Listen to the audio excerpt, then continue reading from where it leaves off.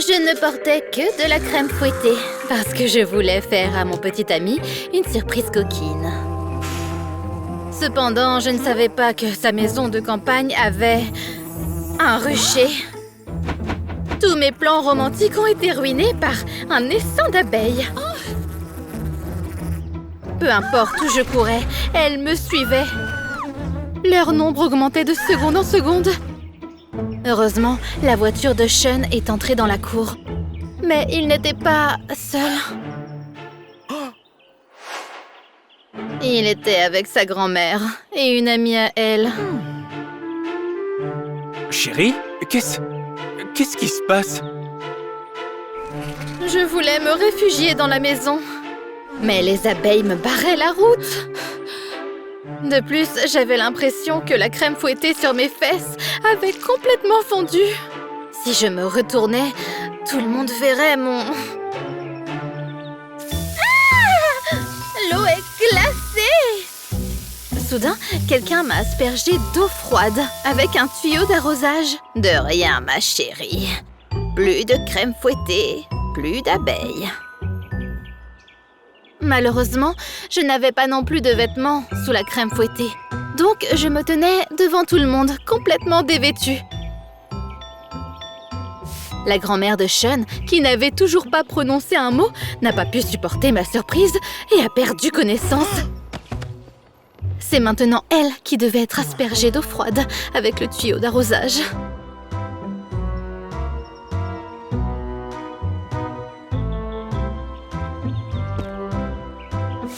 Je pensais que tu serais seule. Ma charmante surprise s'est transformée en un échec cuisant.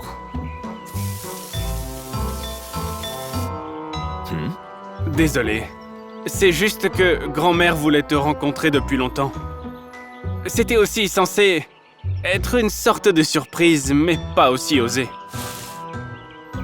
Et toi, Sean m'a dit que t'étais infirmière.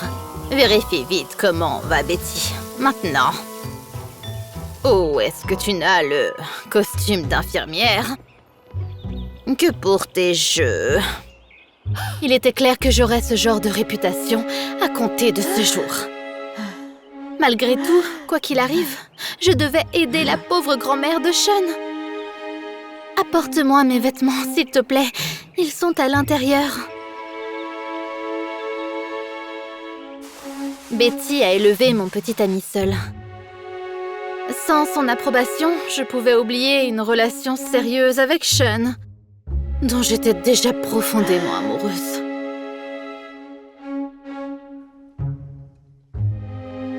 Buvez un peu d'eau.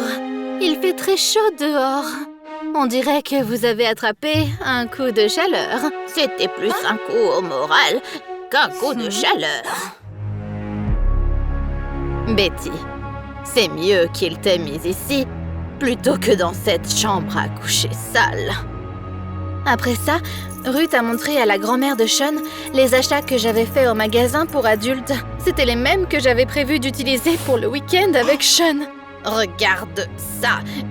Et ce n'est même pas le pire qu'il y avait sur le lit. Oh non, cette fille va tuer ta grand-mère, Sean.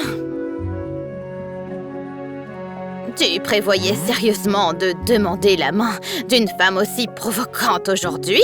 Quelle honte! Oh non... Sean m'aimait-il tellement qu'il avait déjà acheté une bague? Cependant, les cris de Ruth ont interrompu ma joie. Qu'est-ce que tu attends? Sauf Betty. C'est de ta faute si elle s'est encore évanouie.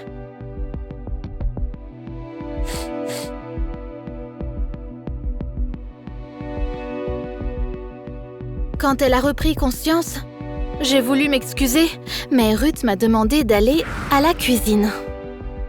Vite! Apporte-lui de l'eau avec du citron et des glaçons. Et surtout, ne t'approche plus d'elle, tu vas la tuer! Je pensais enfin pouvoir parler à Sean en privé. Mais soudain, Betty l'a appelé.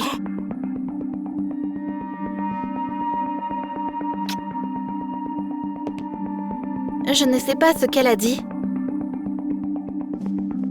Mais j'ai eu un terrible pressentiment.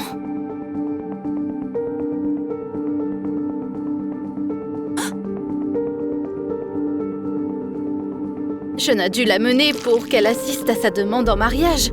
Pourtant, maintenant, il n'y avait aucune chance qu'elle le laisse épouser quelqu'un comme moi. J'ai ouvert la fenêtre pour prendre l'air. Et j'ai entendu Ruth chuchoter au téléphone sur la terrasse. Mission accomplie. J'ai saboté leur fiançailles. J'ai aussi remplacé les médicaments de Betty avec des vitamines. Elle se sentira mal toute la journée. Une fois qu'elle sera partie, tu auras à nouveau Sean pour toi, avec toute sa fortune. Je voulais tout lui dire, mais Ruth m'a remarqué. Est-ce que tu m'espionnes? De toute façon, personne ne te croira. Tu es une horrible personne. Rends immédiatement les médicaments à Betty. Pas question. Sean a largué ma petite fille à cause d'elle. J'ai réalisé que rien n'empêcherait Ruth d'atteindre son but. J'ai donc verrouillé la maison de l'intérieur. Et je me suis précipitée pour trouver les médicaments de Betty. Amy, qu'est-ce que tu fais? C'est le sac de Ruth?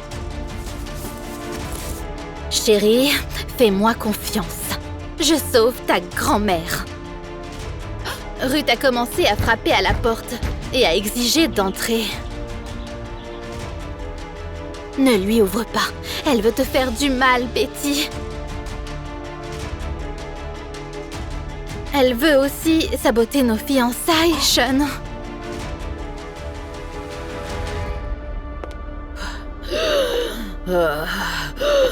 J'ai failli me tuer en passant par la fenêtre. Elle ment. Betty, tu ne crois pas cette fille indécente, n'est-ce pas? Par chance, j'ai trouvé des preuves pour étayer mes dires. Voilà, Betty, regarde. Est-ce que ça ressemble à ton médicament pour le cœur? Oui, mais je ne comprends pas. J'ai révélé tout ce que j'ai entendu de Ruth. Le médicament remplacé et la rancune qu'elle avait contre Betty à cause de sa petite fille. Il s'est avéré que Sean était fiancé à elle, mais qu'elle l'a trompé à plusieurs reprises. précipitant sa décision de rompre leur fiançailles, Betty a soutenu sa décision et lui a fait promettre de ne jamais revenir vers elle. Ruth a compris qu'elle s'était fait prendre et a voulu s'enfuir. J'ai quand même veillé à ce qu'elle ne puisse pas aller très loin.